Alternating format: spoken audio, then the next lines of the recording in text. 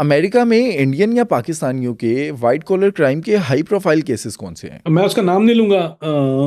दो बड़े कैरेक्टर हैं। एक तो अमेरिकन ड्रीम में जो था सबसे बड़ा, वो इंडियन था, जो मेन आदमी था, और उसका जो सेकंड इन कमांड था वो पाकिस्तानी था।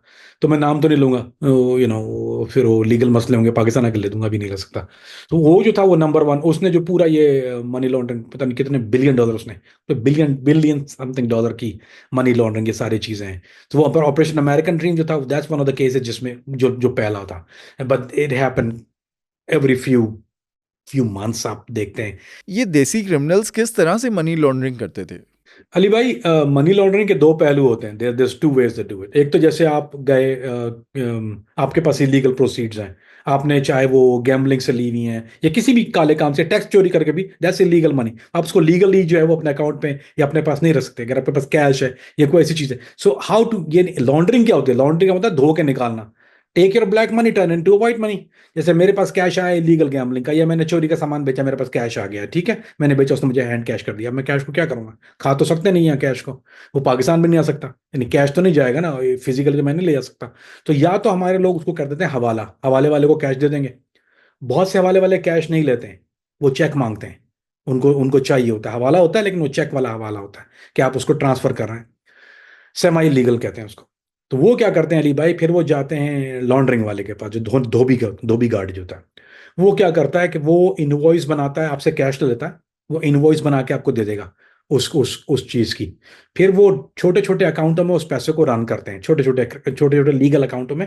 फिर आपसे वो किसी चीज की बाइंग या सेलिंग की इनवॉइस बनवा देता है, और वो इनवॉइस पे फिर वो आपको पैसा किसी चाइनीज, हांगकांग से आता है वो नॉर्मली, दुबई से, हांगकांग से बहुत ज्यादा होता है। ये नंबर वन जो काम है हांगकांग से होता है। पहले ये साउथ यहाँ से हो रहा था, बहामास और ये जो जो जितने हमारा जो इलाके हैं इधर के, जो जो आइलैंड जिसको कहते हैं, तो आइलैंड से बहुत हो रहा था, पनामा से भी हो रहा था। अब मेनली जो ये हांगकांग से होता है कि ये जो है वो आपको जो जो आपसे पैसे ले लेता है, वो उसके बाद हांगकांग के किसी अकाउंट से आपके अकाउंट में ट्रांसफर करता है, दे शो इट, वायर ट्रांसफर करता है वो आपको, और वो उसको इनवॉइस के साथ करता है कि आपकी फला फला चीज की पेमेंट आ रही है, देर वायरिंग। सो वो आपका वाइट जो ब्लैक मनी है वो वाइट होके घूम के आपके अकाउंट में आती है, then you can utilize it.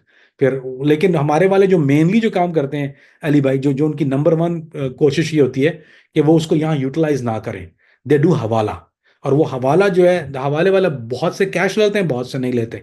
जो हवाला वाला है वो इसलिए सेफली करता है कि वो फिजिकली पैसे को मूव नहीं करता। मिसाल के तौर पर मैंने उसको $1,000 दिए कि ये मेरे घर में पाकिस्तान भेज देना, उसने मुझसे ले लिया वो $1,000, उसने अपने किसी आदमी से मेरे घर पे $1,000 बनवा दिए। अब वो $1,000 अपने पास रखा रहेगा, पॉइंट टू बी नोटेड। वो क्या करेगा? अब पाकिस्तान से उसके पास कोई बिजनेसमैन है जिसको यहाँ इनवॉइस भरनी है $1,000 की, या कोई बच्चा है जो कॉलेज पढ़ रहा है, जिसकी जिसकी फैमिली है, उसने उससे रब्ता किया, उसने बोला कि तुम्हारे कितने पैसे भिजवाने हैं अमेरिका, उसने बोला $1,000। तो वो उसने वही $1,000 जो फीस के थे वो ये लिए बेसिकली। सो ये एक नेटवर्क है कि आदमी का काम नहीं है बेसिकली, होल नेटवर्क को बोलेगा मेरे पास 1,200 की पर्ची आई हुई है, 1,500 की पर्ची आई हुई है, 2,000 की पर्ची आई हुई है। तो वो पर्ची जो आई हुई होती है वो बेसिकली पाकिस्तान से उसको यहाँ, वो उसी पैसे को, मेरे पैसे को कहीं फिजिकली ट्रांसफर नहीं करता, I give it to him to move, वो भेजता नहीं है।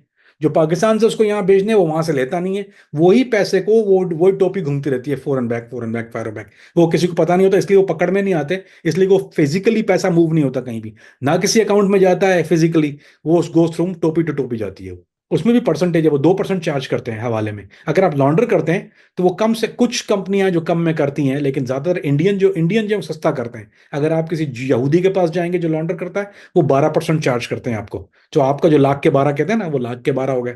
वो लाख के 12 ये है कहावत उसकी, कि लाख के 12 ऐसा होता है कि 12%, 1 लाख का 12% आपको चार्ज कर लेते हैं वो, और 12% के बाद जो बचता है वो आपका, रिमेनिंग ऑफ द 88%, वो आपको आपके अकाउंट में आ जाएगा। तो कुछ लोग 3-4% पे भी करते हैं, लेकिन पे ट्रस्ट नहीं, पैसे खा के भाग जाते हैं बाद में वो लोग। ये जो अमेरिका में हवाले का काम होता है, क्या इंडिया और पाकिस्तान में भी यही नेटवर्क है? ये नेटवर्क है दुबई, ये दुबई से चलता है, मलेशिया, दुबई, ये एक पूरा नेटवर्क है। यानी ये एक एक आदमी फर्द वाहिद का काम नहीं है, ये पूरा एक ऑर्गेनाइज है। इनका एक अपना नेटवर्क है, इनका अपना व्हाट्सएप चैनल होता है। उस पे आती चमक आ गई, इतने की, इतने का पेमेंट आ गई, इतने का ये हो गया, ये सारी जो उस पे, इवन ड्रग का पैसा भी है। जैसे मिसाल के तौर पर मैंने कोलंबिया में ड्रग बेची है, 5 किलो मैंने कोकेन जो कोलंबिया से ली, मिसाल के तौर पर, तो मुझे कोलंबिया में पेमेंट करनी है। तो वो हवाले वाले से पेमेंट आएगी ना, वहां पे पैसे और कैसे आएंगे कोलंबिया मेरे पास? या 22, 25, 30 हजार, 40, what ever the amount is, तो वो आएगी कोलंबिया मेरे पास हवाले वाले को। अब मैंने वो ड्रग ले ली, मैंने ड्रग स्मगल कर दी एम्स्टर्डम के अंदर। अब एम्स्टर्डम में जब मैंने वो ड्रग बेच दी, तो वो ड्रग वाला मुझे पैसा देगा। अब मेरे पास आ गया रोकड़े पैसे, ज़ाहिर बात है मुझसे कोई क्रेडिट कार्ड तो नहीं लूंगा। अब वो रोकड़े पैसे का मैं क्या करूंगा, एम्स्टर्डम से क्या कहाँ से लेके जाऊंगा? फिर मैं जाऊंगा हवाले वाले के पास, बोलूंगा यार ये हवाला है, अब ये कर दे कहीं पर। अब वो जहाँ मुझे अगर बाहर को करना है मुझे पाकिस्तान, या तो वो पाकिस्तान जाएगा या वो दुबई जाएगा, या वो हॉलैंड के अकाउंट से जाके वो अकाउंट में ट्रांसफर हो जाएगा। But that's how it's all get done, by hawala. Hawala करवाने के लिए पैसों की कोई लिमिट होती है कि इतनी अमाउंट ही कर सकते हैं, या अनलिमिटेड अमाउंट आप हवाले के ज़रिए भेज सकते हैं? जितना गुड़ डालोगे उतना मीठा होगा, जितना अमाउंट ज्यादा है उतना परसेंटेज कम।